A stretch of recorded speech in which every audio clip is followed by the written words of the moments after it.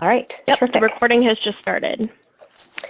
So again, thank you for joining us this evening. Again, my name is Rebecca Munich. I'm the Deputy Director of the Ecology Center, and we're very pleased to have our Toxics 201 webinar today as a part of our Health Leadership Fellowship Program, which is a program where health professionals learn about the intersection between human health and the environment. And through this program, we have a cohort of folks here in Michigan that work with us, but we open our webinar series up to our members and health professionals and others interested in this work to actually a nationwide audience. So we're excited to have you all here with us today to hear from Dr. Tracy Woodruff about the links between toxic chemicals and human health.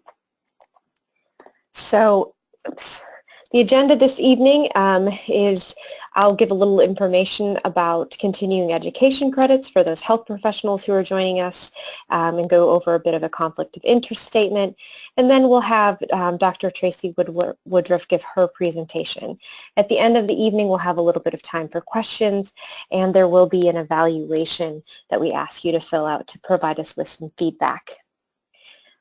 So this education activity has been approved by the Michigan Nurses Association for 1.5 nursing contact hours.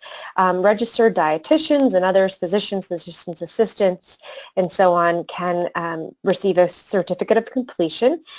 This certificate will contain the number of education hours available for this webinar. And participants are, again, as I mentioned, eligible to receive 1.5 continuing education credits or units for this webinar.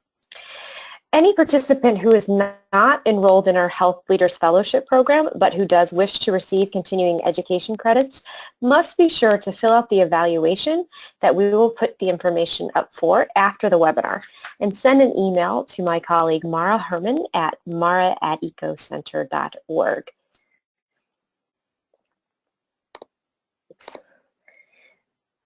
So Dr. Woodruff is our speaker today, and I'll give an introduction about her briefly. She receives a small amount of book royalties for editing a book. She is not selling this book at this time during this presentation, nor promoting its use in any form. We have a number of learning objectives today. One, to identify 2 adverse reproductive health outcomes linked to toxic environmental chemical exposure. And 2, to identify 2 adverse developmental health outcomes linked to toxic environmental chemical exposures. I'm very pleased to introduce our speaker today, Dr. Tracy Woodruff. Tracy is a professor at the University of California, San Francisco, UCSF, Department of Obstetrics, Gynecology, and Reproductive Sciences, and at the Philip R. Lee Institute for Health Policy Studies. She is director of the UCSF program on reproductive health and the environment, and is a nationally and internationally recognized expert on characterizing exposures to environmental pollutants during pregnancy and their effects on development.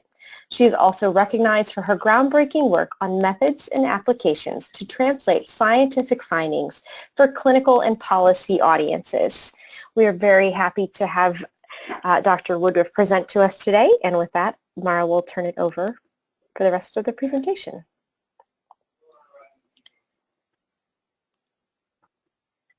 All right. Do you see my screen now? Hello? 1 second. Yes, we can see it. Yes. Okay, great. Good evening, everyone, and thank you for inviting me to present at your fellows webinar. We'll be talking about toxic environmental chemicals and human health, and thank you for that declaration. Other than the book that is, I believe, no longer in press, I have no other conflicts to declare. So I'm going to start with a story about a doctor who was seeing a patient. This was probably about 15 years ago, and she was seeing this patient because her patient had chronic infertility problems, meaning that she was seeking care from this patient because she was trying to become pregnant through IVF treatment. But after multiple failed cycles, it became clear that this was perhaps not going to be successful, and so she was asking her doctor, do you think I can't get pregnant because I grew up around Love Canal. And Love Canal is a Superfund site, one of the first Superfund sites that were declared a toxic contaminated waste site in the New York City area. It was contaminated with DDT, PCBs, dioxins, a whole host of chemicals. And the challenge was for this doctor was that she was not familiar with how the environment could affect reproductive health. And so she said to this patient, she said, you know, the thing is, I don't actually know the answer to your question, and I'm not sure any doctor would be able to answer your question. And sometimes now this conversation would have stopped here, but fortunately this doctor became very intrigued with this idea that the environment might be impacting the health of this patient or of her other patients who are coming to see her for various reproductive types of health problems. And so she went on to come to UCSF. She was chair of the department. She recently retired from here, Dr. Linda Judice, but she founded the program on reproductive health and the environment, which I am now the director, with a mission to create healthier environments for human health and reproduction by advancing scientific inquiry, clinical care, and health policies to prevent harmful exposures to environmental chemicals.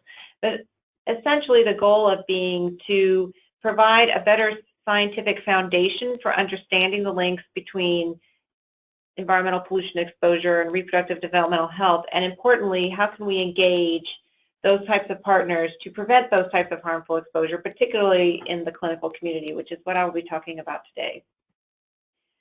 So the story actually starts a little bit with some earlier exposures that happened during pregnancy that are more well known to the healthcare community, and this is diethylstilbestrol, DES, which was highly marketed to pregnant patients via doctors back in the 1940s through the 1970s.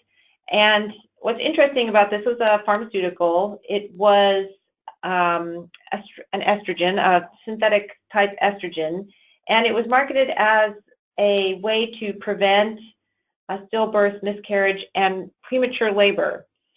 So this was widely prescribed, and many women took DES during pregnancy.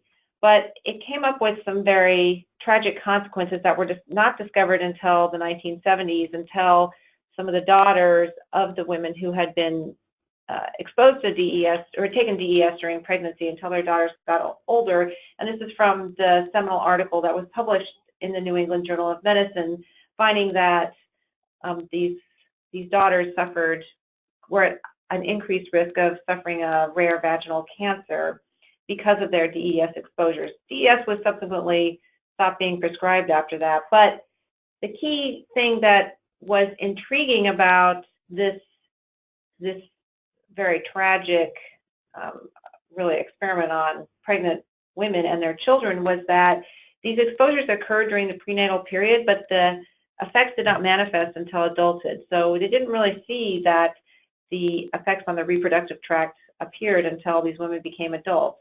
But that because of the developmental exposures that occurred, there also were a number of other types of adverse reproductive health effects in children that were later discovered, such as other reproductive tract dysfunction in male and female offspring, and also that the effects didn't stop at the first generation but went on to subsequent generations, and there's been effects seen in the grandchildren of these DES mothers, including menstrual irregularities, ovarian cancers, and hypospadias. So the other important part of the DES story was that it was a synthesized estrogenic substance that was designed to prevent certain types of reproductive health outcomes, but ended up having adverse consequences on reproductive development. But it also illustrated the importance of changing the hormone milieu during pregnancy, because hormones are a very important part of orchestrating the various aspects of reproductive and development, particularly during the prenatal period. Estrogen is critical for the development of the female reproductive tract. Androgens are important, for example, for the development of the male reproductive tract. Thyroid hormones during the prenatal period are important for neurological development. And this by perturbing those developmental pathways, the DES example showed that you could perturb those pathways and lead to adverse consequences later on in adulthood. So also during the other important factor that was illustrated through the DES example, and something that we've been seeing as important in the science of environmental pollution and effects on development, is that the timing of the exposure was also important, in that the DES exposure, the estrogenic exposure, occurred during the development of the reproductive tract, leading to adverse effects on that reproductive tract that may not have occurred had the exposures occurred later in life. And we see that perturbations that occur during these developmental windows can have programmatic effects that may manifest maybe right at birth, maybe not until childhood, but may not manifest well into adulthood, which has been labeled the fetal origins of adult disease, or earlier referred to as the Barker hypothesis. So this, so DES is, as I said, the synthetic estrogen. Also another prescribed drug that was given to pregnant women during the prenatal period in the sort of pre-1960s is thalidomide, also with tragic consequences. This was more prescribed in Europe, but women were given thalidomide during pregnancy, thinking that it would reduce morning sickness, but it ended up with exposures that occurred during the development of the limbs. It actually stunted limb development, meaning these babies were born with often without arms or legs. But if you can see these these are actually, these pharmaceuticals are essentially manufactured small molecules, thalidomide and diethylstilbestrol.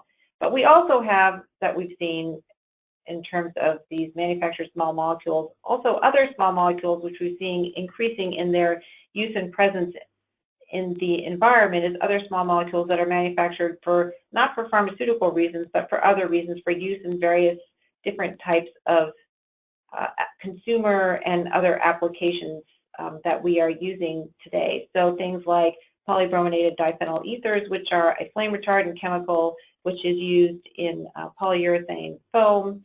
Triclosan, which is another manufactured chemical which is used as an antibacterial. It's found in everything from antibacterial soaps to toothpaste. And BPA, which is bisphenol A, which is another manufactured chemical and is found in the line, is a plastic, essentially in the group of plasticizers, and found in the lining of cans and other types of plastic materials.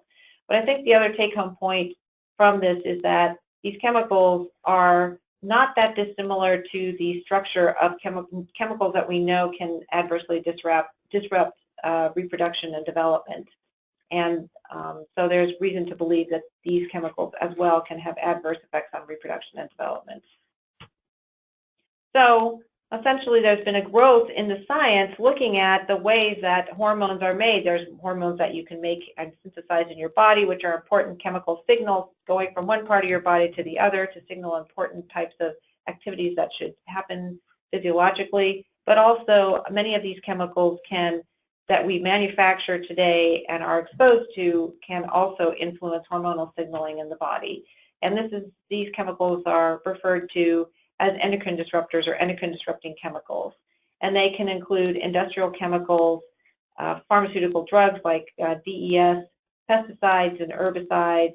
They can appear in personal care products and include metals, and I'll talk a little bit more about these chemicals and some examples of these endocrine disrupting chemicals and how the developmental exposures can adversely impact future development. So let's take a look at PBDEs, which is one of the chemicals I just mentioned. Again, it's this structure right here. It's a chemical that was used as a flame retardant, and it's found in many different types of upholstered furniture today. Its use is largely governed by regulatory requirements, such as this bulletin that was used to be present in California, Technical Bulletin 117, which required the use of these types of flame retardants in order to meet flammability standards. So a lot of the use of PBDEs is driven not necessarily by consumer use, but by regulatory standards, which is another factor that I will talk about a little later in terms of influencing how we come into contact with environmental chemicals. So flame retardants, as I said, are used in polyurethane foam, so they're found in upholstered furniture, but they can also be used in plastic casing for electronics. They can also be used in home insulation, in carpet padding, particularly those made with recycled foam that comes from your couch. And they're also found, probably not as much anymore, but in some baby products which have foam.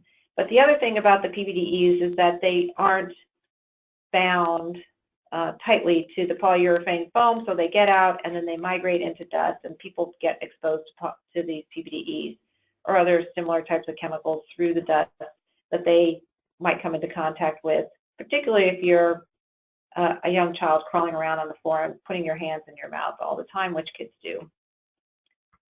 So as I said, PBDEs are found in dust, and because they're found in dust, they're also found in animals that come into contact with dust, like cats and dogs. And actually, there was a really interesting article that just came out in the New York Times Magazine last week. I really highly recommend it, about hyperthyroidism in cats, because a lot of cats, there's a theory that because they're low to the ground, they lick themselves a lot. That's kind of weird, but I guess dogs do that too. That they tend to get higher exposure to these PBDEs, and they've been finding an increase of hyperthyroidism among cats. This is an article that was written about a veterinarian in New York City. But they also, these PBDEs, because of their chemical structure, they have those two bromines on them. It means that it gives us the property of that they're persistent, meaning they hang around in the environment for a long time. That's how they get into the dust, and then they stay in the dust. But they also get into the food chain, so we are exposed to it not only through dust, but also through accumulation, because they're also somewhat fat-loving and fatty foods. So they've been found in milk, meat, French fries, but they also get out into the environment. So people, or animals, these aren't people, but animals like fish and predatory birds and polar bears, animals that aren't near where these sources are, don't have couches, also can be exposed to these PBDEs because they travel around the world, and PBDEs have been measured in all these different animals. So naturally, they're also going to be found in us, and studies have shown that PBDEs are found in one version of the different congeners of PBDEs have been found in 100% of people measured in the United States and in many populations around the world. So PBDEs, again, here's the structure here, look very similar to this particular hormone, which I already mentioned, which is thyroid hormone. And you can see the structures are very similar. So this cartoon says, we have testimony that you walk like a duck and you quack like a duck. Tell the court, are you a duck? So essentially, the intent behind this cartoon is to say, these PBDEs look like thyroid hormones, so it's highly plausible that they would act like thyroid hormones and interfere with thyroid hormones in some way, which could then lead to adverse consequences depending on the kind of pathways that thyroid hormones influence. And as I previously said, having appropriate thyroid hormone levels are extremely important, particularly during the development of the infant brain, in part because the infant is, during the first part of pregnancy, is totally dependent on the maternal thyroid hormones before the infant's thyroid glands kick in, and then their thyroid hormones are, while they are generating their own thyroid hormones, they're less. So they can be highly influenced by influences on thyroid hormones during pregnancy. And those decrements in thyroid hormones during pregnancy have been linked to adverse developmental consequences, neurodevelopmental consequences in the infants as measured through lower IQ for those who have decrements in thyroid hormone function. So studies have been looking at PBDEs and the link between exposure to PBDEs and the link to changes in thyroid hormones as a potential mechanistic link between PBDE exposures and neurodevelopmental effects in the offspring. So there's been in vitro studies finding that there's been disruption of developing fetal human brain cells, and there have been animal studies finding a link between exposures, PBDE exposures during developmental periods, and effects in the offspring animals in terms of learning, memory, and attention. And this is exemplary of some of the studies that have been looking at the relationship between PBDEs and thyroid hormone disruption during pregnancy This is from a small study that we published from a cohort that of women that we collect information from at UCSF who attend a clinic at San Francisco General Hospital. And this shows that women who have higher PBDEs exposures have also higher levels of thyroid stimulating hormone, which is essentially the hormone that gets kicked in to create more T4 because the T4 levels are going down. So we're seeing that even in this very modest sample size population that PBDEs can be influencing thyroid hormone levels during pregnancy. The other element of PBDEs that's important to recognize in terms of its exposure, as I mentioned before, that a lot of the exposure or use of PBDEs is driven by regulatory standards that are in place in various localities. And this regulatory standard, Technical Bulletin 117, is unique to California. I mean that California had this in place, this Technical Bulletin 117, which required use of PBDEs in the polyurethane foam in order to meet certain flammability standards. But what ends up happening is because California had this, and it's a very stringent flammability standard compared to other states and other nations in the world, and you can see here in this graph that because of that, California also had the highest levels of PBDEs measured in house dust compared to other countries. So this is one of the PBDEs that are part of the mixture of PBDEs. This is concentration in household dust. And you can see this is the PBDEs measured in household dust in low-income communities compared to higher-income communities, compared to other states in the United States, compared to Europe, and even China. And these in these low-income communities are higher than all of those by quite a lot. So if we have studies of PBDEs showing that they might be linked to thyroid hormone disruption, which then indicates that they could, prenatal exposures to PBDEs could also be linked to adverse effects on neurodevelopment. We see animal studies that show a relationship between prenatal exposures to PBDEs and neurodevelopmental outcomes in the offspring. We also would anticipate to see these relationship between developmental exposures to PBDEs and effects in humans measured through effects on IQ in children. And this is the results of a meta-analysis that we're publishing on that relationship between prenatal exposure to PBDEs and effects on IQ in children. The IQ is measured between around 4 to 6 years of age. And first of all, there's been several studies that have been published around the world. This one here is published in Spain. But there's 3 studies in the United States that have been published in quite different locations, one in California, one in Cincinnati, and one in New York. And these are the studies right here. And you can see that this is for about a 10 microgram per deciliter increase in PBDEs, that's associated with decrements in IQ, meaning that's right here. But you can see that each of them, we find a modest relationship between, not a modest, but a relationship between PBDE exposures and IQ effects from each of the individual studies. But when we conduct a meta-analysis to combine the studies together, we see a robust relationship between the PBDE exposures during the prenatal period and decrements in IQ measured in the children. And just to put this into context, if you look at the average amount of IQ points lost for exposures to this particular PBDE 47, which is part of the group of PBDEs, the decrement is about 4 IQ points per a 10-fold increase in blood PBDE levels.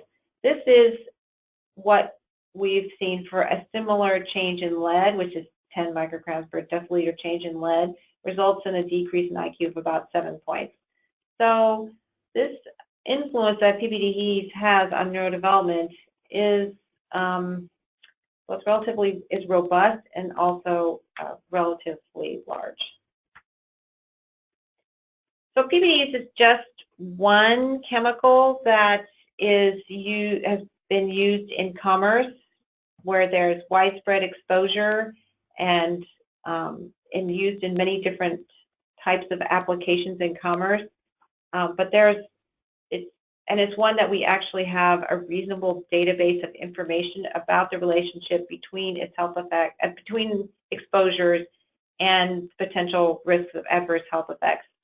That's just one of about 200 chemicals. Really, there's a fraction of chemicals for which we have reasonable database to understand how they might impact human health after their exposures. But there's thousands of chemicals that are registered for use for manufacture or importation in the United States. And there's different numbers that people are talking about in terms of the number of chemicals that are used or manufactured in the United States, but this number is from EPA, which is there's about 7,000 chemicals which are manufactured and imported into the United States in amounts greater than 25,000 pounds.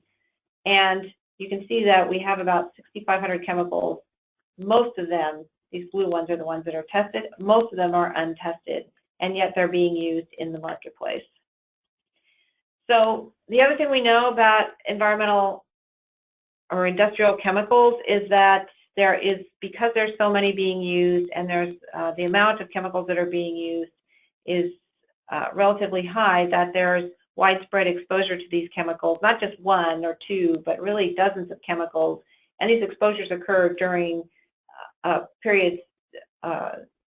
vulnerable periods of development, such as exposures occur during pregnancy. And we know those exposures cross the placenta and that the fetus is exposed to those, and babies are born essentially already exposed to a number of different environmental chemicals. This is from a study that we did. Published this in 2011, so it's a little bit old, but the take-home message is still the same. We found that we looked at data from the National Health and Nutrition Examination Survey, which is a nationally representative survey that's collected by the CDC, and they also do biomonitoring, and we found that there are 43 chemicals that were measured in about 99 to 100% of the pregnant women, which is representative of pregnant women across the United States. But we also found numerous other chemicals. While they weren't measured in every pregnant woman, were measured in many pregnant women. So basically, pregnant women are starting off with a baseline of at least 43 different chemicals to which they are exposed, to which their fetus is exposed, and then there's, but that represents an underestimation because there are many other chemicals either some women are exposed to or that we aren't even measuring yet. Some of these chemicals are like PBDEs, which I mentioned is measured in 100% of women. Some of these chemicals like DDT or DDE were chemicals that were banned in the 70s, but because of their persistent nature, we're still measuring them in pregnant women today, PCBs as well. Some of them are phthalates, perfluorinated chemicals, and PAHs.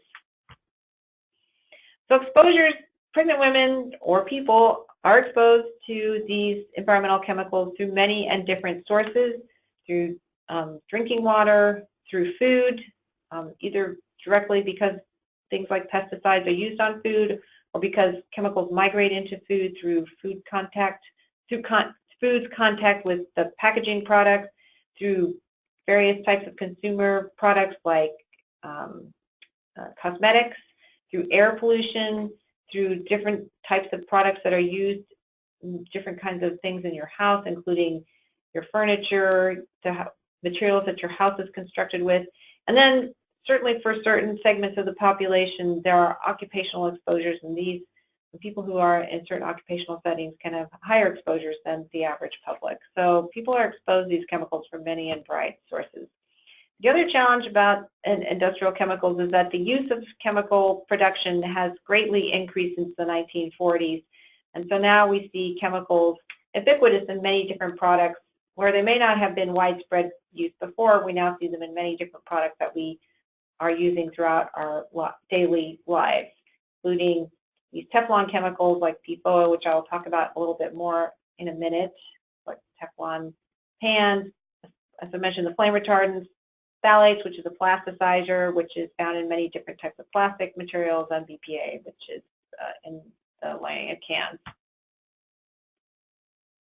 So as I previously mentioned, it's not just like a little bit of chemicals used. there's actually, well, this is trillions of pounds of chemicals. This is data from the U.S. Environmental Protection Agency. They they do a survey of the industry every several of years, and this is how many pounds of chemicals were used in 2012. So that's a million. That's trillion, 9.5 trillion pounds. It's equivalent of 30,000 pounds of chemicals per person. So it's not surprising that we have many of these chemicals that are measured inside our body. What is challenging, or really should be shocking, is that we actually don't really know what the potential health effects from most of these chemicals are, though we do have a lot of clues from those chemicals like PBDEs that are relatively well studied. And we know that they're linked to various types of adverse health effects. These different pieces of a puzzle also added with this other changing nature of chronic diseases in the population makes our concern, makes it that we need to be more concerned about the role of environmental chemicals in some of these chronic health conditions. So this is a study that this was published in JAMA, looking at the increase in several different childhood chronic diseases over time. This is starting from the 1980s up into 2006. And while it's true that this ended about 10 years ago, the trajectory of these problems has not really changed. We've seen an increase in obesity, asthma, and behavior and learning problems, which would be interpreted as things like ADHD and autism, both of which have been going up in the childhood population. And there's also now good data showing that children, both girls and boys, are entering puberty at younger ages. And now puberty is an outcome that is influenced by hormonal changes. And so there is a concern that some of these chemicals, which could act like hormone mimickers or blockers, these endocrine disrupting chemicals, could be contributing to this earlier onset of puberty. And some people may say, well, is puberty itself an adverse health outcome? But I would point out this article, this came out last year, about the suicide rate among adolescent girls, which is really quite tragic that the suicide rate among adolescent girls has been going up. This was published last year on April 22nd. And particularly among the group of girls between the ages of 10 to 14. Now, they are the smallest proportion of total suicides, but they experience the largest percent increase in the past 15 years. And these authors hypothesize that part of this increase in suicide may be due to girls entering puberty at an earlier age because of their bodies are getting ahead of their emotional ability to handle these changes. I just want to note before I go on that the rise in chronic diseases, many people think of this as a kind of a challenge that's in the developed world, but there's also been an increase in not what might be phrased as non-communicable diseases, but things that are chronic, what we consider chronic diseases, including things like cancer and cardiovascular disease, which have been going up in other countries, including developing countries. What's really interesting about that is this report by the Council on Foreign Relations, which is not a public health agency, but is interested in this topic because it could have a destabilizing effect on these populations, partially because as people particularly things like breast cancer have been going up in many of these countries and affecting women at younger ages, that their healthcare infrastructure is not able to address this growing chronic disease problem, and this can have implications for the stability of other countries around the world. But what's really interesting is that this report says that the increase in these non-communicable diseases is not simply a result of reductions in plagues and parasites. So it's not just because we're doing better at reducing communicable diseases in these other countries, something else is going on. So there are many factors that influence health, and I've been talking about the role of environmental chemicals and physical agents, but it's important to remember that there are other factors like nutrition, access, not only the types of food you eat, but the access to food that you have, social and environmental justice issues, so where you live, and your social and economic status, as well as your life experience, can all influence your health. But there's two important things about looking at environmental pollution as a factor in influencing chronic health disease and developmental health. One, it is undervalued in terms of the amount of both the amount of resources that are going into understanding the role of environmental pollution on adverse health consequences, and also the amount of knowledge we have about the role of environmental pollution and how it may be adversely affecting the trajectory of health in comparison to some of these other factors. This other thing that's important about environmental pollution is that unlike something like your DNA, we do have control over environmental pollution, and if we can intervene and reduce exposures to these harmful chemical agents, we can see a subsequent improvement in health.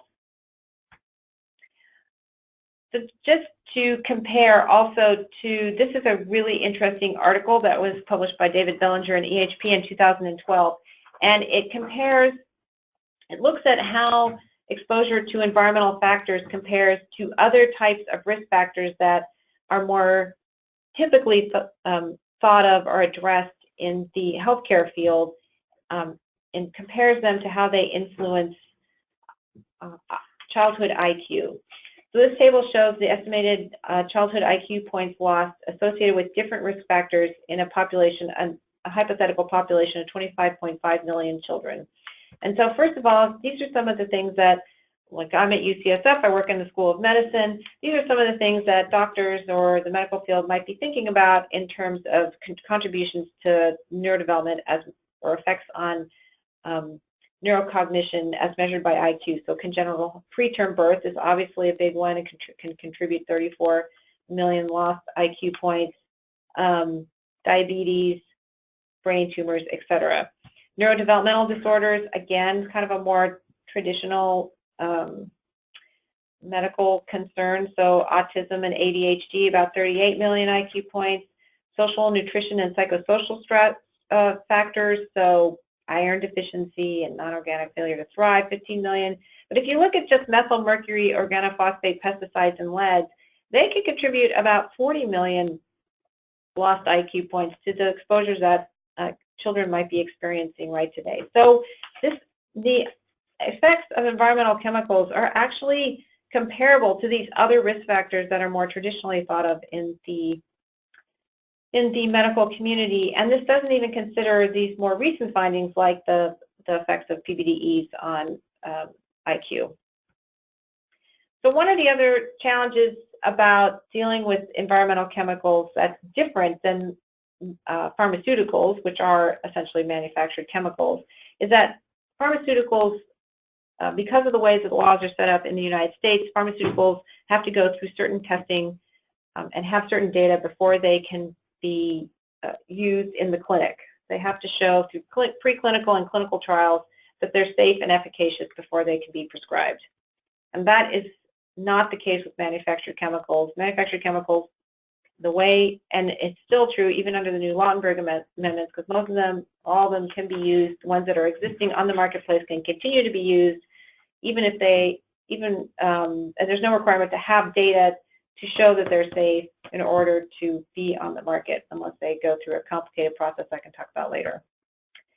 So this is this convergence of science and evidence has led medical communities who have in the past not had a focus on environmental chemicals, but who are natural constituents for the environmental chemical, for addressing the effects of environmental chemicals on reproductive and developmental health, to become engaged on this topic. And so this is a committee opinion that we co-authored with the American College of Obstetricians and Gynecologists and American Society of Reproductive Medicine. These are two societies that represent physicians and healthcare providers who work on behalf of women's health.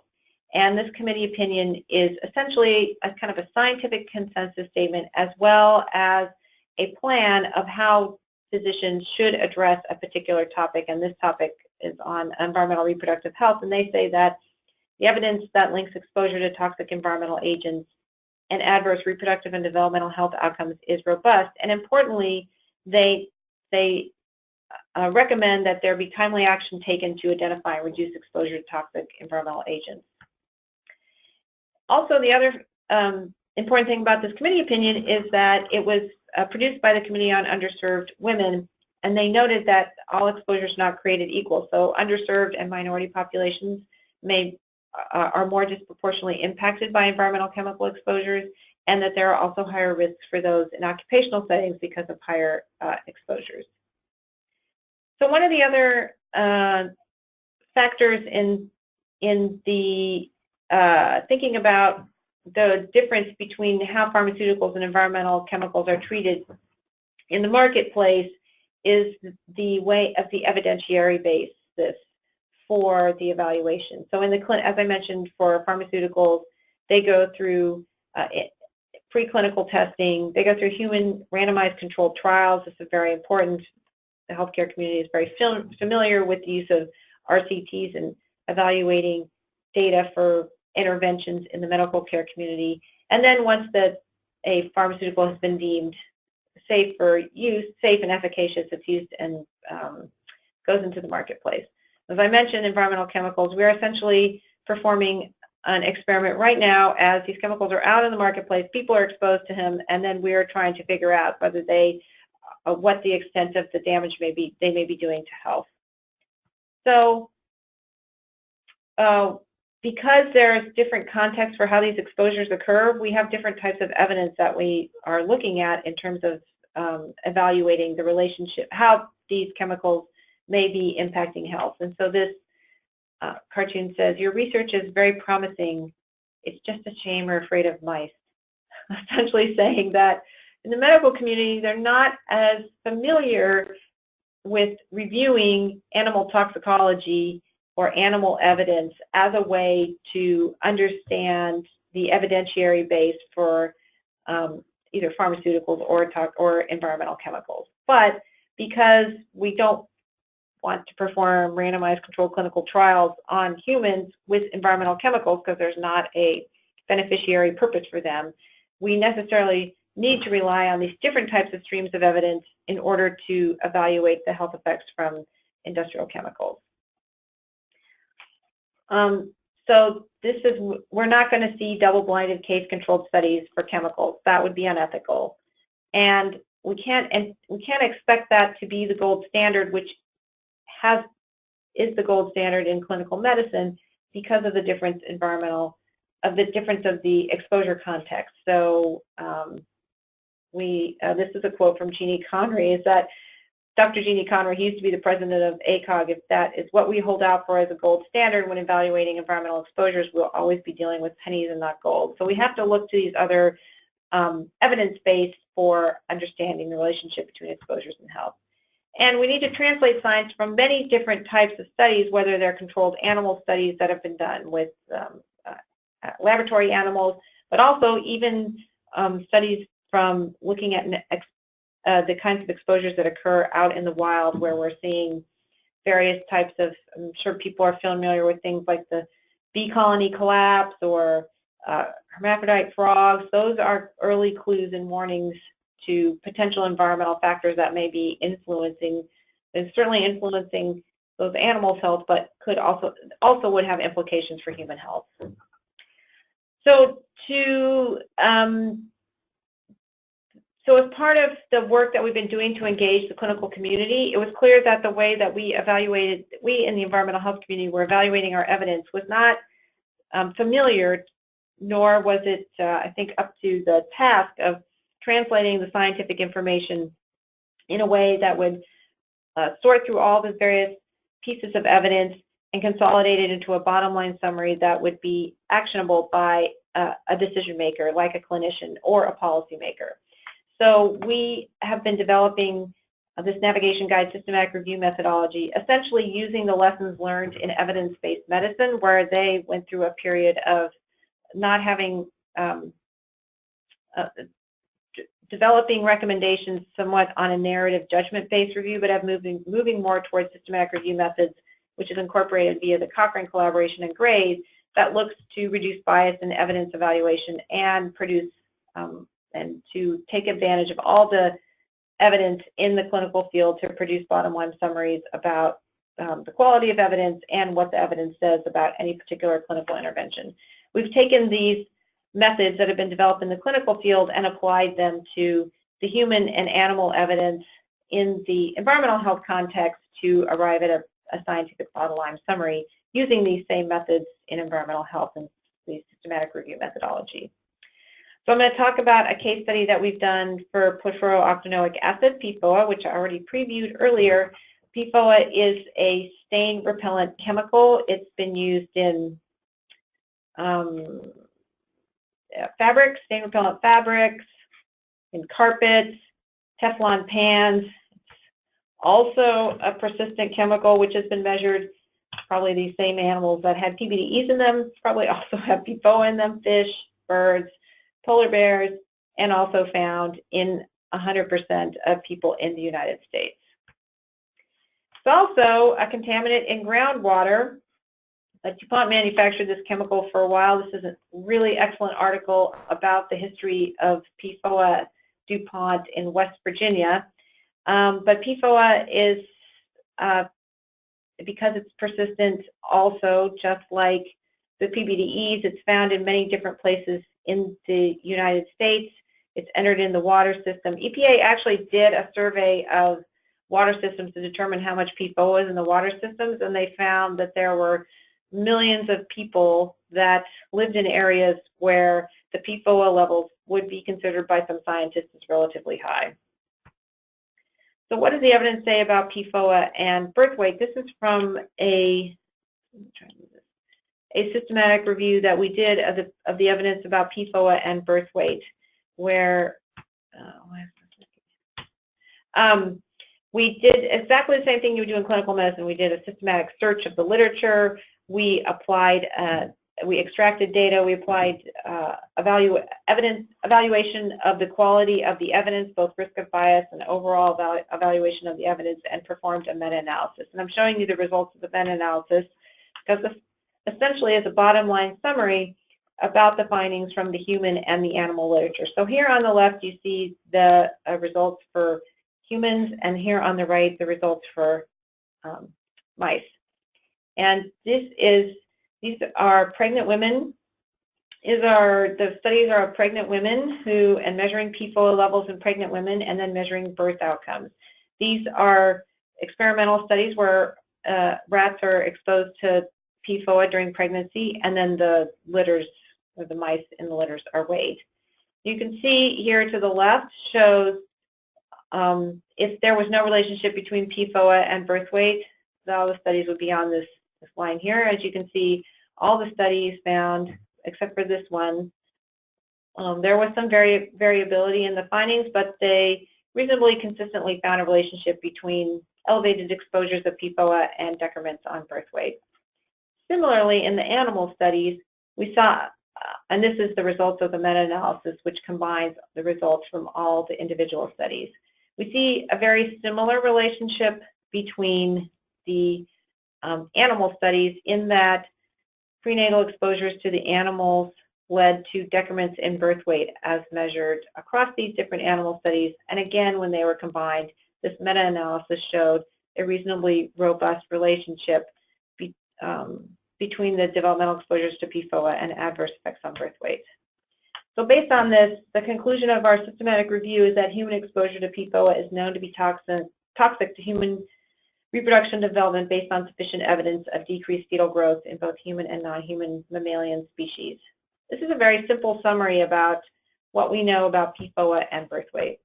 Now, you would say, well, those relationships, the relative risk or the odd ratios are not that high, but if we look at the key about, or one important point about environmental chemicals is the relationship, the strength may not be great, but the fact that everybody in the United States is exposed to it, all pregnant women in the United States are exposed to it, a small risk factor over many people means that there's going to be a reasonably large number of people affected.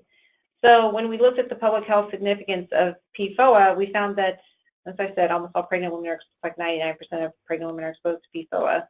If we decrease the PFOA levels from the 90th to the 50th percentile of exposure, we determined that would reduce the proportion of low birth weight babies in the United States by 1%.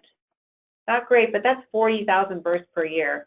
So by taking a reasonably intervention approach, you could have a improvement on birth weight across the United States. Uh-oh, it's not moving. I think I might have. Okay. So we have since gone on to work with the clinical community. We started domestically, as I mentioned, with the ACOG and the ASRM statement in the United States. ACOG is a member of an international organization called the International Federation of Gynecology and Obstetrics, which is, the acronym is FIGO. This is an organization that represents OBGYN societies from around the world. About over 120 countries are a member of FIGO. And the ACOG decided that they were a member of they're a member of FIGO as well, and they brought this issue to FIGO because the issue about environmental chemicals, while certainly important across the United States, is also an international challenge because these chemicals, they don't respect boundaries. As I talked about in terms of some of these chemicals, they travel long and far distances, and so some chemicals that are manufactured in one place could be affecting health in another place. And this is the committee, it's like a committee opinion, but the scientific statement that was published by FIGO in 2016, which says essentially the same thing as the ACOG committee opinion, that the science is sufficient. There's thousands of chemicals in commerce. These exposures, even to small amounts, can adversely impact reproduction and development, and that there's also inequitable distribution of these effects across the globe, and that the OBGYN community needs to be engaged on addressing these toxic environmental threats to reproduction and development. These are the recommendations that FIGO made for preventing exposure to toxic chemicals. So the first recommendation is to advocate for policies to prevent exposure to toxic environmental chemicals. And I'll talk a little bit more about why this is important in a minute. They also recommended working on ensuring a healthy food system for all, that make environmental health part of health care, and to champion environmental justice because of the unequal distribution of environmental chemicals among those that are more vulnerable or at risk. So this is why, while they certainly recognize the importance of the individual interaction between the healthcare provider and their patient, because that's, but that is often not going to be sufficient to address some of these chemical exposures, because the patient, in many cases, and PBDEs and PFOA are good examples, they're not able to control those exposures. So this is an example of a woman. Her name is Molly Gray, and she had been having problems getting pregnant. She did end up being successful, but she had done a number of things to try and be more successful in getting pregnant, including eating organic food. She avoided BPA. She bought natural cleaners. She also participated in a biomonitoring test along with 8 other women in Washington, Oregon, and California. And despite her best efforts to avoid all these chemicals, she was still exposed. She still had measurable levels of BPA, mercury, phthalates, those are plasticizers, and these perfluorinated chemicals. So the reality is that we need to have public policies to address these, because the individuals alone cannot sufficiently address these chemical exposures. And this is from a study that we published showing that actually when you take a policy action, you can influence exposures to toxic chemicals among your population. So as I talk about PBDEs, they were actually phased out and banned in the 2000s. So in June 2006, California banned PBDEs. They were also phased out nationally. This is from the study that groups of pregnant women that we have been collecting biological samples from at San Francisco General Hospital. They come from all over Northern California. And you can see that PBDEs in these pregnant women between 2008 and 2009 and 2011 and 2012 dropped by about 40%. And that is we believe due to the span and phase out of PBDEs. So you can successfully reduce exposures even over a relatively short period of time once the chemical is taken out of the marketplace. Okay. So, but one of the things that happens with PBDEs that didn't, banning PBDEs did not address the underlying problem, which was we still had that TB 117 flammability standard, which required that the way it was set up, they required the use of chemicals applied to polyurethane foam in order to meet that standard. And so advocates and others have been working to change that standard so that it will not require the use of these flame retardant chemicals, because once PBDEs left the marketplace, they were just replaced with something else. But this was a change to that TB 117 that was signed by Governor Jerry Brown in recently, about a year ago, and essentially changed TB 117 to a new standard that is more of a performance-based standard. So still have to meet a flammability standard, but you do not have to use chemicals in order to meet that flammability standard. And shortly after the implementation of that standard, couches without flame retardant chemicals in them became quickly available on the California marketplace. Let's see. So I just want to also note that this is not this science does not just take place, the discussion of the science and what to do about the science doesn't take place in a neutral zone. There are people who manufacture these chemicals, and they have a financial stake in the outcome of what happens with their chemicals, and so this can lead to delay and obfuscation of the science while to delay any decisions about taking chemicals off the marketplace. And so this is from a cartoon, Dilbert, and it says that every credible scientist on earth says your product harms the environment. I recommend paying weasels to write articles casting doubt on the data. Then eat the wrong kinds of food and hope you die before the earth does. No, he says, you're making me hungry. So this is from, I can't remember what this is. I found this cartoon a couple years ago. This is, above this is a article about Silent Spring. The title of Silent Spring is Now Noisy Summer. So Rachel Carson in 1962 published the very famous book Silent Spring, which talked about the effects of pesticides, in that case DDT and other types of also persistent chemicals, and how they were adversely influencing the reproduction of birds. They were having difficulties in reproducing. So, for example, bald eagles could not reproduce because the DDT was affecting the quality of the eggs, thinning the eggshells. So when the birds sat on their eggs, they cracked, and basically didn't survive. And so bald eagles couldn't reproduce. So we saw a huge decline in bald eagles and other birds of prey. She wrote about this in a very famous book, which then the industry was very unhappy about and had a pretty voracious campaign to discredit her work, which we still see today. So one of the challenges about working in this field is to try and deal with the noise that's made around the science. And this, of course, is continuing today. This, actually, I took this from an old talk. Obviously, this is, the date on this is December 30th, 2015. And recently, this past year, the main law that governs toxic chemicals in the United States, the Toxic Substances Control Act, went through, has been under discussions, mostly in the Senate, for a number of years. A bill was produced that was sponsored by Senator Udall and Senator Vitter, which ended up getting passed by the Senate and the House and signed by the President, the Lautenberg Amendment to TSCA. But there's a lot of challenges to that bill, including it does not require every chemical to have a minimum data set to ascertain safety. It has a very complicated prioritization and then evaluation process that EPA is going through.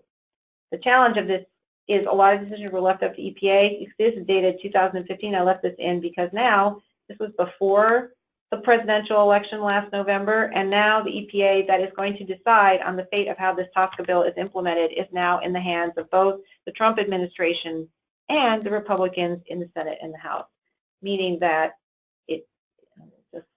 so we have a lot of challenges for us in order to see good work on toxic chemicals.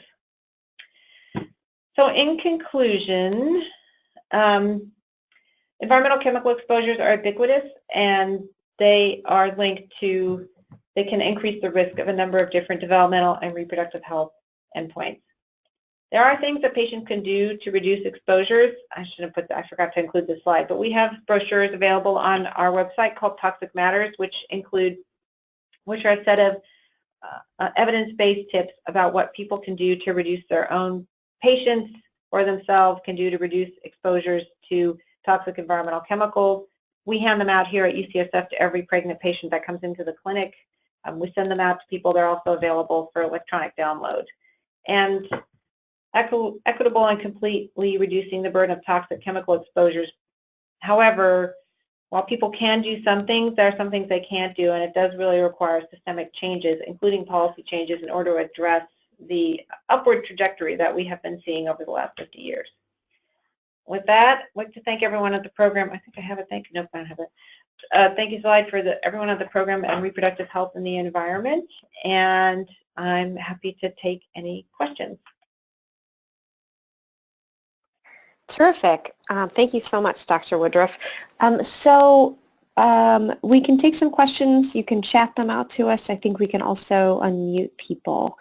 So if you want to be unmuted, you can see that little hand raise icon. You could raise your hand or chat us a question via the question box. Tracy, I have one.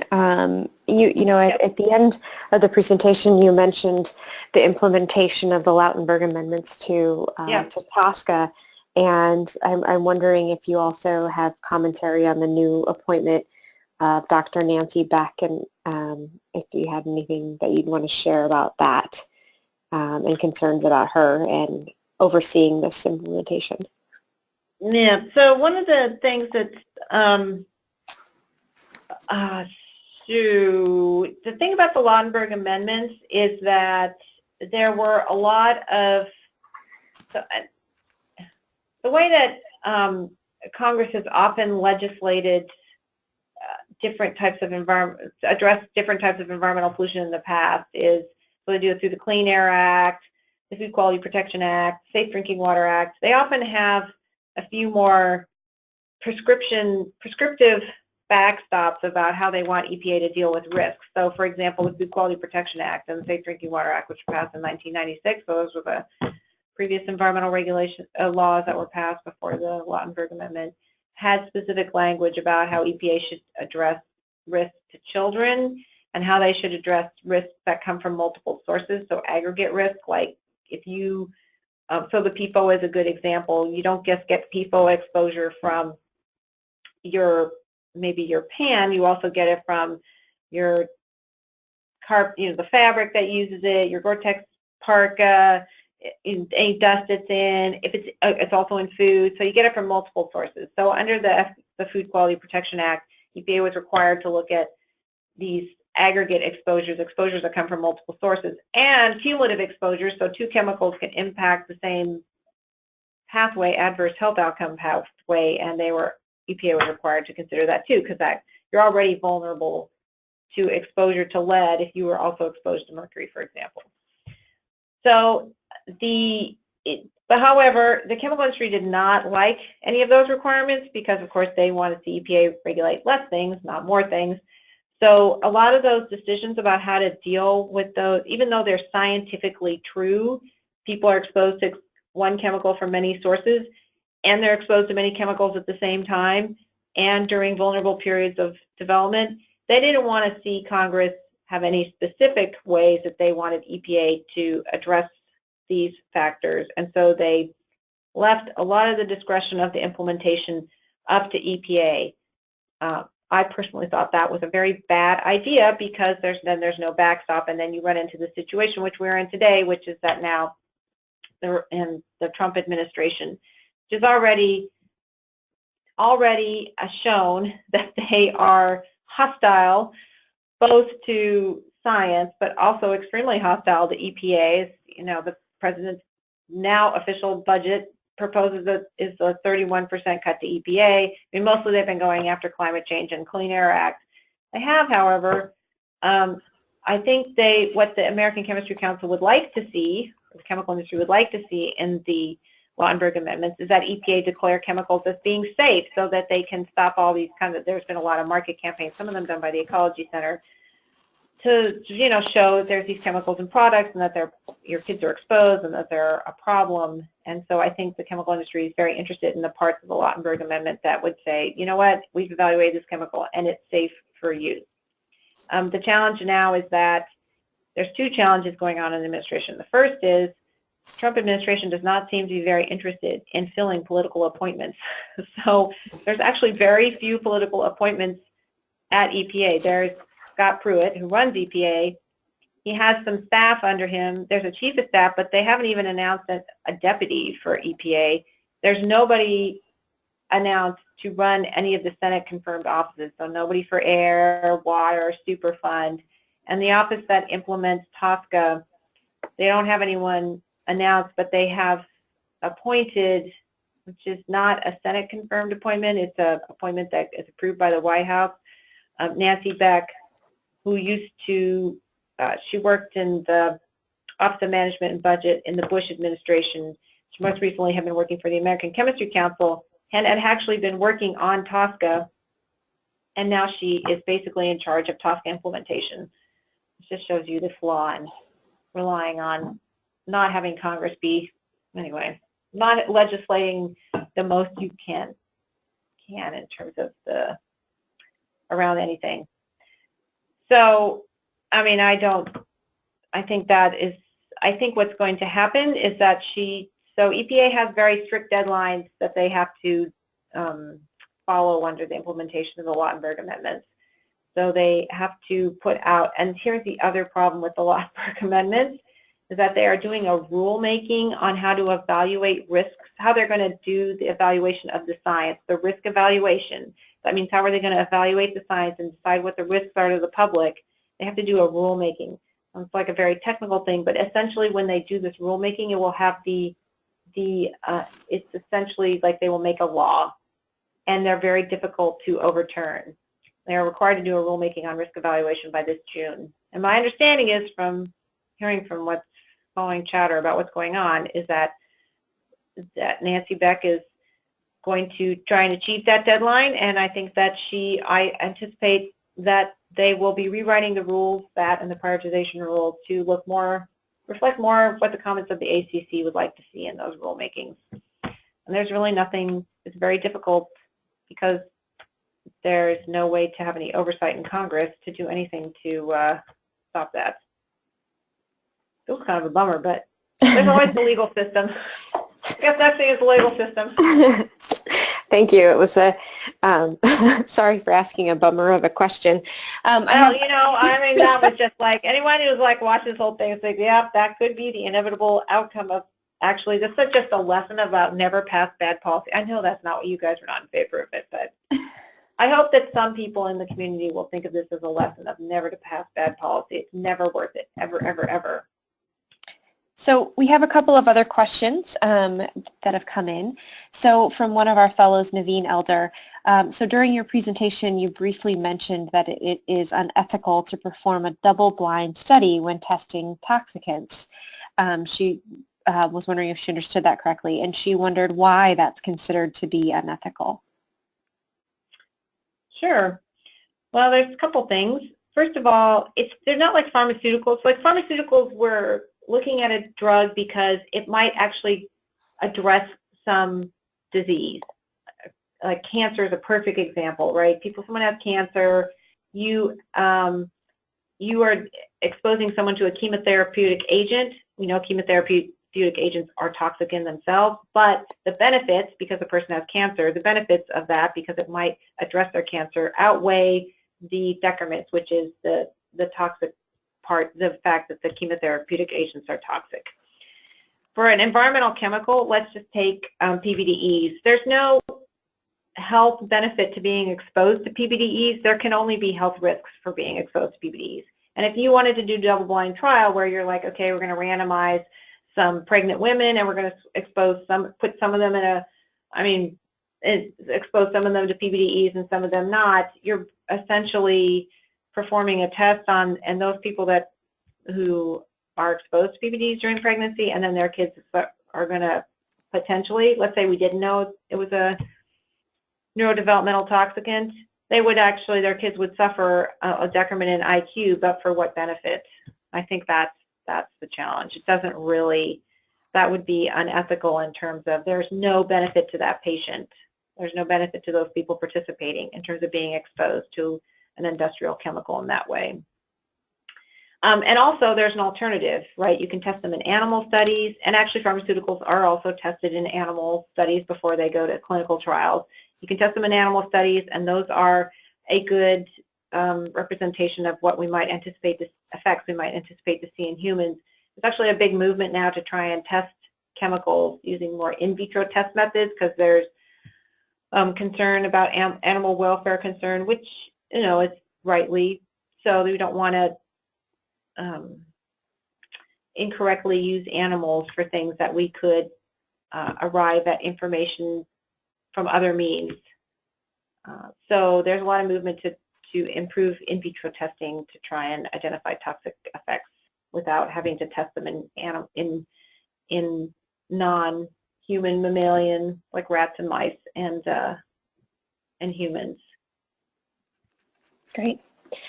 So another question from another fellow, Barbara Jackwith, is can you talk a little bit more, or can you talk about actually some prenatal nicotine exposure in fetal development, things beyond low birth weight or asthma that folks might be more familiar with? Yeah, I mean, I'm mostly familiar with the ETS. You know, there's exposure showing that ETS is linked to low birth weight and preterm birth, or is a risk factor for low birth weight and preterm birth. I'm not that familiar with this. I mean, I know there's some studies that I'm actually worried. We have one of these ECHO cohorts, which is the environmental influences on child health outcomes cohorts, and there is some thoughts that there's could be a link between, or there's one study that people are interested in looking at the tobacco exposure and potential risk factor for childhood autism, but I'm not that familiar with the literature outside of low birth weight and preterm birth. So thanks. We can look at, maybe we'll do a little searching here on our end. A question from Celia Trudeau. Could you please clarify the reasons for the increased effects of industrial chemicals in the low-income population?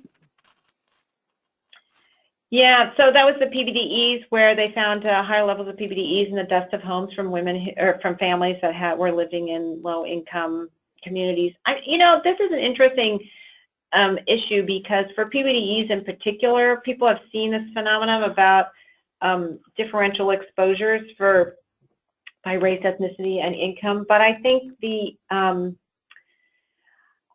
that people are not quite totally sure about the reasons. Some people hypothesize that maybe their furniture is older and so it's not as in good a shape, and maybe it's sloughing off PBDEs from the polyurethane foam more than for people who are living in higher income communities. It could be that it's just a downstream effect. It could be they're living closer to facilities where, you know, maybe recycling facilities or things like that. It could be also occupational exposures, so people who work in furniture industry or recycling foam could have higher exposures.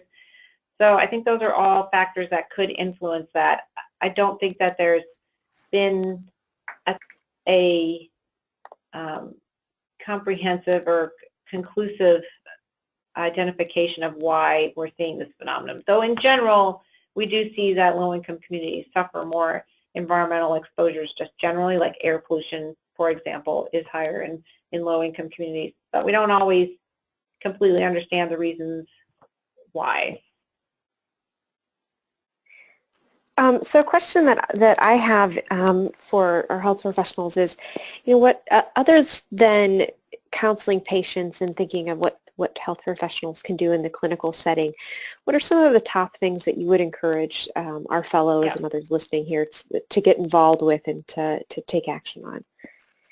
Right. So I definitely think you should be involved through your health professional society. So anybody who's a member of ACOG, for example, I actually just got an email from somebody who's on the faculty here. It's a doctor who's on the faculty, is a member of ACOG.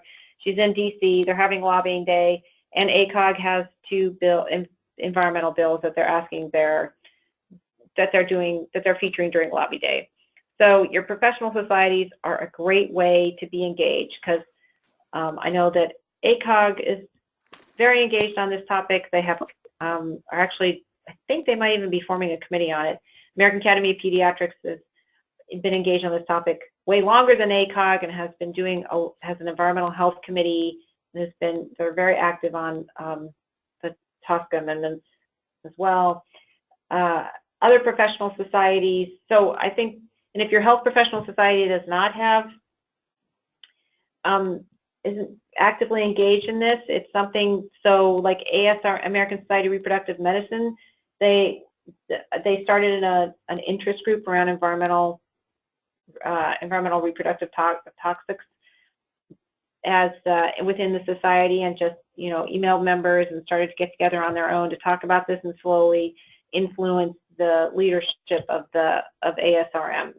So I would definitely, the professional societies are a good way to get engaged. And then, of course, they're doing this fellowship, working with community groups or NGOs who are active on this.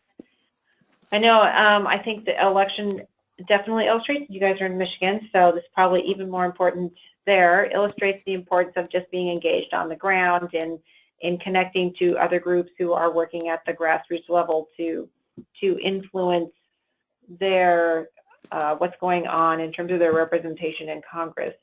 Calling your congressperson and voting, of course, are the #1 things that I like to recommend, to give them your opinions. And as a doctor, the thing that's great as a doctor, nurse, or other healthcare professional is that it's really, people put a lot of value in what you say on the topic of health, partially because you have a personal relationship with your patients, that people really trust doctors and nurses and other healthcare professionals. And so you speaking up and going, even visiting or with your representatives, carries a lot of weight, so it's very important. So coming back to the Michigan context, I think some of the information that you presented earlier on the neurological effects of PBDEs and likening them in a lot of ways to lead strikes a chord with us here, certainly in Michigan, as we're continuing to deal with the Flint water crisis and lead poisoning. And I'm wondering how, we as advocates and as health professionals can think about talking about these other emerging contaminants and emerging concerns, while still balancing the need to actually work on policy initiatives. Like, we'll be going to Lansing soon to advocate for policies to end childhood lead exposure in our state. Yeah. So how do you have recommendations on talking about sort of that emerging literature in addition to what we all know about lead and its neurological effects? Well, I think, I was just thinking when you're talking about, there's a couple things. One is, it's also good to be engaged in, even though I said that the Lautenberg Amendment's implementation looks very grim, it's still important to be engaged in those policy situations. There's ways to do that through, your group and other groups that are organizing around doing public comments or visiting. I think talking about the issues of other toxic chemicals while you're talking about lead, I think for me, just personally, I'm looking at this, that looking at more comprehensive, systematic strategies to address chemical exposures generally is going to set up the system so that there's more. Ideally, the Lautenberg amendments would have been more like they have in the EU with REACH, where every chemical has to, have a certain minimum amount of data to show that they're safe before they can stay on the market. Because I think one of the challenges in dealing with environmental health is that you're on this continuous treadmill, right? I'm going to deal with lead. I'm not going to deal with PBDEs. And really what you want to do is go upstream and have this dealt with at the manufacturer level rather than trying to deal with these. I mean, of course, you have to deal with the cleanups downstream. That's the reality of that. But I think looking for opportunities, I actually don't know how environmental laws are set up in Michigan, but looking for opportunities to partner with other groups who are looking at systemic changes around environmental laws are important. I think, though, in a lot of places, it's been challenging because, the environment has been positioned as contrary to jobs, and I think trying to be more in the economy, which is of course not true. Having a clean environment is actually an economic enhancer, not an economy detractor. So I think there's a way that we have to talk about the environment as being, about health and about how it also benefits the industry. I mean, I heard a really interesting story about Flint, Michigan, where I guess the hospital actually had to change out their water because that's in that area. Have you heard this? Because the lead was contaminating the water, and there was a problem for whatever they were using the water for in the hospital. So Yeah. A lot of the industries actually rely on a clean environment because they rely on clean water and they rely on clean air, and so it's actually not in their best interest. I mean, it's in the best interest of certain polluters for this to continue, but there is actually some industries that it's not in their best interest to have that, and I think partnering with those, it's also a partnership strategy in order to engage people who are can be also good partners in talking about this.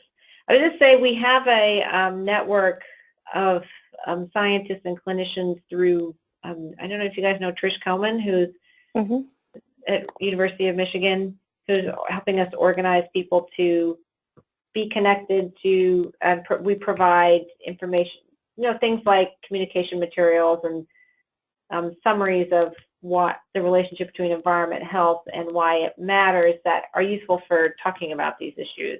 I mean, that's another way, too, is to engage with her and that network, because the goal is, because not every one person, it's hard for you to figure out, oh, how do I write a letter, or how do I do a public comment, or whatever, but we have to facilitate that process so that if people want to sign on to things or find other ways to participate, that's another good way to be engaged without trying to figure it all out for yourself. Terrific. Do we have any other final questions from folks? I'm not seeing any, but I'll give folks just a second. Okay, I'm going to, first of all, thank you, Dr. Woodruff, for your excellent presentation, for answering all of our questions today. I shared a link to the Toxics Matters information via the chat box, so folks can look at the information there. And then if additional things come up, that we will send them out to folks who registered for the webinar. So I'm going to transition and show my screen here in a moment. All right, great. Well, thank you. Thank you so much, Dr. Woodruff, and, all right. And take care. So, all right. Thanks. Bye. Sorry, I'm just having a little trouble with my screen here. Here we go. So we have an evaluation today. We'd like folks to fill that out. Our fellows in the fellowship program do need to fill that out. You can see the link there. For anyone who is interested in receiving continuing education credits or units, you also need to fill out this survey, the evaluation survey, via the SurveyMonkey link. And we can also chat that link in the box here for you in a moment.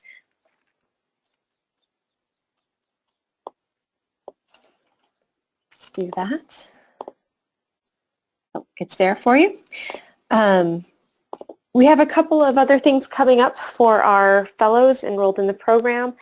Just a reminder that we have a Lobbying 101 webinar coming up on Thursday, June 8th. That's a lunchtime webinar from 12 to 1:30 p.m. And our Legislative and Policy Director, Alexis Blisman, will be presenting that. And I believe that's all we have for you folks today. I'll put that survey information up there. If you have any questions, please do feel free to reach out to us. And for those health professionals, again, who are not in the fellowship program but would like to receive continuing education credits, please email Mara, M-A-R-A, at ecocenter.org.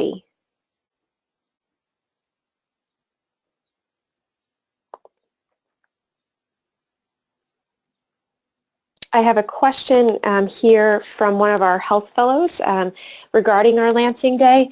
The webinar is the pre-training to give you the information and skills to learn how to lobby. And so during the day, we'll actually set up a number of different legislative visits.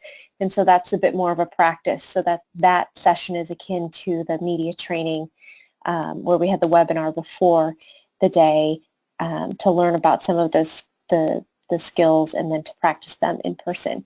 But we will be setting up a series of meetings with lawmakers, but we wanted to give as much time as we can to actually practicing and meeting with lawmakers. So the webinar is something that you'll want to watch beforehand. Good question. Great. All right. Well, I think with that, if there are no other questions for either Dr. Woodruff or ourselves here at the Ecology Center, we will be signing off. Thank you so much for joining us.